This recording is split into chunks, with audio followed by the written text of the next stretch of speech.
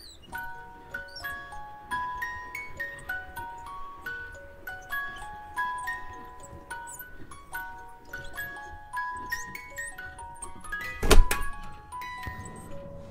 teman-teman, selamat datang kembali di channel YouTube saya. Hari ini kita akan bahas sebuah tema namanya dari disorder juga.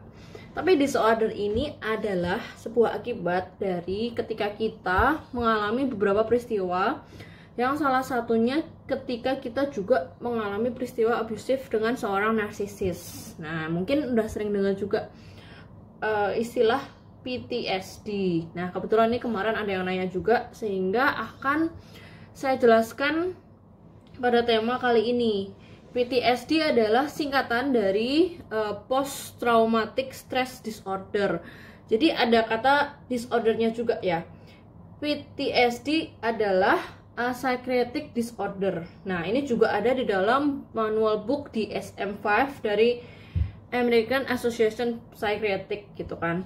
Nah, ini adalah disorder yang terjadi kepada seseorang yang mengalami atau menyaksikan kejadian traumatis gitu kan ya. Jadi ketika kita mengalami kejadian yang traumatis, kejadian yang abusif, itu kitanya yang menjadi korban ini juga bisa kena disorder. Nah, namanya itu PTSD. Nah, ini tidak hanya terpaku pada efek setelah mengalami hubungan abusif dengan narsisis gitu ya, tapi lebih ada beberapa hal lain yang juga bisa menyebabkan PTSD kalau memang sampai traumatis banget gitu kan. Nah, hal-hal lain yang bisa menyebabkan PTSD ketika kita mengalami atau menyaksikan gitu ya. Yang nomor 1, misalkan bencana alam. Yang nomor 2, kekerasan. Nah, kekerasan ini perilaku abusif, bisa mental, bisa fisik. Misalkan dalam case-nya dengan seorang narsisis gitu ya. Kalau ada yang ketiga itu misalkan mengalami kecelakaan atau menyaksikan kecelakaan yang mungkin membuat sangat traumatis gitu kan. Kemudian yang keempat, perang. Misalkan ada di dalam sebuah medan perang mengalami atau menyaksikan kejadian-kejadian yang gak enak, itu bisa juga menimbulkan PTSD ini. Kemudian yang kelima, contohnya mengalami atau menyaksikan kekerasan seksual, itu juga bisa menyebabkan. Dan yang sejenisnya juga ancaman-ancaman, teror seperti itu ya, dan sebagainya. Memang ketika kita mengalami peristiwa seperti itu, tidak serta-merta terus semua orang akan mengidap PTSD gitu kan, pasti respon orang beda-beda. Nah, tapi dalam konteksnya dengan narsis ini ya bisa traumatisnya itu gimana ya, deep gitu kan, karena ada yang memang sudah berinteraksi bertahun-tahun, ada juga yang memang merasa bahwa itu adalah perasaan sayang gitu yang sulit lepas, sehingga ketika menyadari bahwa terus disakiti dan mengalami perilaku abusif jadi trauma seperti itu. Nah, ketika kita mengalami peristiwa trauma itu tidak terus serta-merta langsung mengidap PTSD. Jadi tidak bisa terus semua orang yang melihat atau mengalami nomor 1 sampai 6 tadi pasti PTSD, enggak sama sekali gitu. Pasti ada tanda dan kriteria dan gejala simptomnya seperti apa. Nah, sekarang kita membahas tentang gejala umum. Gejala umumnya itu kalau kita mengalami trauma otomatis ya, sebagai empathetic people, sedih, takut kan melihat kejadian kayak gitu. Nah, ketika setelah waktu berjalan itu bisa tetap merasa sedih gitu, takut secara tiba-tiba. Nah, ini bisa menimbulkan namanya flashbacks. Jadi kita akan mengingat kembali kejadian-kejadian itu di masa yang akan mendatang.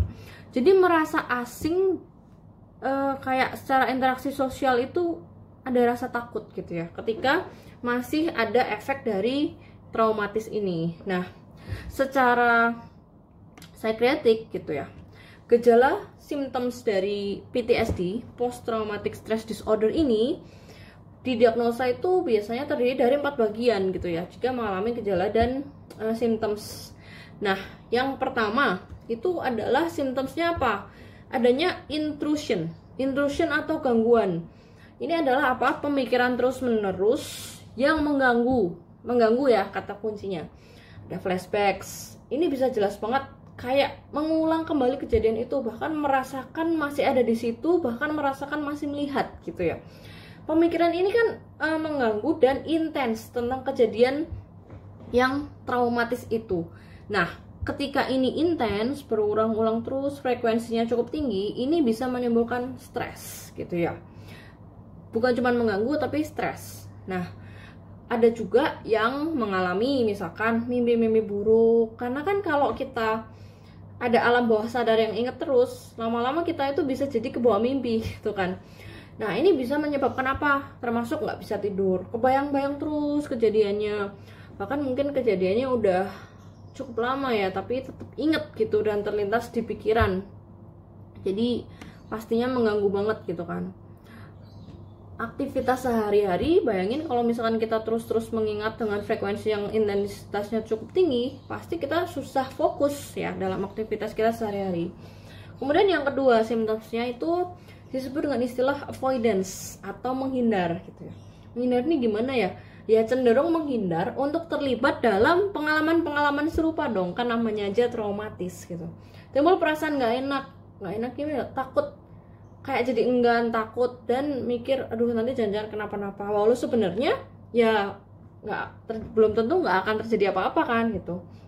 Avoidance ini bisa efeknya gini, menghindari orang, menghindari tempat, aktivitas, objek, situasi tertentu yang bisa men-trigger kembali ingatan itu. Jadi ibaratnya nggak mau ke-trigger deh, pokoknya yang hubungan dengan peristiwa traumatis itu kok udah nggak mau ikut-ikut lagi gitu. Contohnya simpel ya, misalkan kita pernah mengalami pengalaman buruk dengan seorang cowok atau seorang cewek gitu ya. Nah kebetulan cowok atau cewek ini yang mungkin bikin kita trauma, dia pekerjaannya di bidang tertentu gitu misalkan. Nah terus kita avoidance-nya seperti apa? Pokoknya kalau bidang itu, atau misalkan contoh aja ya, bidang fotografi gitu kan, aduh deh nggak mau deh, pokoknya urusan sama bidang fotografi gue nggak mau deh, avoidance gitu. Orang-orang yang cowok atau cewek yang di bidang itu kayaknya nggak cocok sama gue, itu avoidance. Nah kemudian contoh sederhana lain, misalkan tadi ada apa, melihat bencana alam yang parah atau bahkan mengalami gitu ya, misalkan ada kejadian longsor di sebuah pegunungan, terus selamanya yuk guys liburan yuk ke gunung segala macam, oh enggak deh gue nggak mau ke gunung selamanya. Nah jadi ada sesuatu yang memang jadi aneh gitu ya, karena avoidance ini bener-bener menghindari segala sesuatu yang berkaitan dengan peristiwa traumatis itu gitu. Kemudian yang ketiga itu adanya alterations in cognition and mood. Nah katanya ada kata-kata cognition, artinya apa? Kognitif. Nah perubahannya ini tidak secara cuman perubahan suasana hati, tapi secara kognitif itu masuk ke dalam pikiran kita. Nah yang ketiga ini adalah ketidakmampuan untuk mengingat aspek penting. Jadi kayak kita nggak bisa memetik sesuatu hal yang positif dari kejadian itu karena memang mengerikan trauma, dan ya wajar memang tidak mengenakan gitu ya. Secara positif kita tidak tahu apa sih aspek pentingnya gitu. Pola pemikiran yang timbul akan cenderung negatif, dan perasaannya membuat jadi ya nesting terus, negative thinking gitu kan. Nah ini bisa jadi bahaya kalau misalkan kita ini at the end akan jadi apa? Polarisasi kan, mengeneralisasi dan polarisasi gitu nih. Misalkan nih kejadian kejadian kotor, misalkan mengalami kejadian traumatis tentang kekerasan atau perilaku seksual seperti itu. Gua nih kotor ya, nggak layak sama siapa-siapa lagi. Terus kayaknya di dunia ini nggak ada deh orang yang bisa gua percaya lagi. Semua orang, nah kata-kata semua orang itu mengeneralisasi, dan ini sebenarnya salah gitu ya, karena kita nggak bisa berpikir polarisasi dengan cara general seperti itu. Membuat orang apa? Ngejudge orang dengan gampang. Misalkan nih kita berinteraksi bahkan dengan seorang narsisis itu sendiri, kita tidak bisa semua orang yang nggak cocok sama kita, wah berarti mungkin dia narsis juga, enggak. Jadi kita nggak bisa membenarkan bahwa kita ini polarisasi gitu ya. Avoidance yang tadi ibaratnya kayak kita ini jadi memiliki salah satu simptoms perubahan kognitif dan suasana hati itu yang menjadi kita mengeneralisasi gitu, membuat kita apa? Salah menilai orang, ketakutan berlebihan. Mungkin contoh yang udah banyak pada tahu ya, misalkan, atau mungkin ada juga sih di film-film ya, anak kecil atau seorang perempuan gitu ya, yang dibesarkan dalam sebuah keluarga. Kemudian seorang ayah ini menunjukkan menunjukkan perilaku yang narsisistik gitu ya, kasar, mungkin di value ke mamahnya, dan sedikit banyak bisa juga disaksikan gitu oleh anak ini gitu kan. Jadi ketika dia melihat ibunya disakiti gitu, dia bisa secara langsung atau tidak langsung trauma anak ini. Nanti ketika dia beranjak dewasa, dia akan milih-milih untuk membuka pergaulannya dengan seorang pria gitu, takut, wah jangan-jangan semua cowok nih kayak apa, sudut pandang kayak ayahnya gitu ya. Jadi mungkin ayahnya pernah nggak setia lama-lama, jadi dia mikir wah jangan-jangan takut nih kalau misalkan mencowok nanti nggak setia juga. Nah ini karena terus-menerus masuk ke ranah kognitif dan mood, jadi akhirnya bisa mengeneralisasi sesuatu yang nggak benar. Yang sebelumnya enjoy aja nih, wah seneng gue jalan-jalan naik motor kemana-mana, terus tiba-tiba ada suatu kejadian traumatis, melihat sebuah kecelakaan atau mengalami sebuah kecelakaan, terus PTSD dalam arti mengalami gejala ini ya, langsung pokoknya gue nggak akan deh naik motor lagi selamanya gitu, karena menganggap pokoknya naik motor itu sesuatu yang sangat negatif, sangat berbahaya ya, nanti kalau gue naik motor lagi pasti gue kecelakaan lagi kayak gitu. Nah itu gejalanya bahwa ada spektrum PTSD yang parah gitu ya. Nah lama kelamaan kalau PTSD ini nggak ditangani, akibatnya apa ya? Ya kalau menurut saya sih cukup berbahaya dan jadi aneh gitu ya, karena fungsionalnya secara mood dan kognitif menjadi cenderung negatif karena diselimuti oleh rasa takut gitu. Kemudian yang keempat yaitu adanya alteration in arousal and reactivity. Nah artinya apa nih? Arousal itu kayak selera gitu ya, perubahan selera dan gairah yang sifatnya reaktif gitu. Jadi gejala yang keempat ini adalah apa? Intinya satu, sensi ya, gampang tersinggung, defensif gitu ya, nggak bisa dikritik, reaktif, terlalu memperhatikan sekitarnya, was-was, ketakutan. Nah ciri paling jelas di sini kan kata kuncinya reaktif ya. Jadi kalau orang reaktif ya susah dikritik gitu kan, tidak stabil gitu ya, sehingga membutuhkan orang-orang terkasihnya untuk mendampinginya gitu. Misalkan ada teman bilang rambut lu itu agak berantakan loh, bagus kalau misalkan dikuncir, langsung reaktif.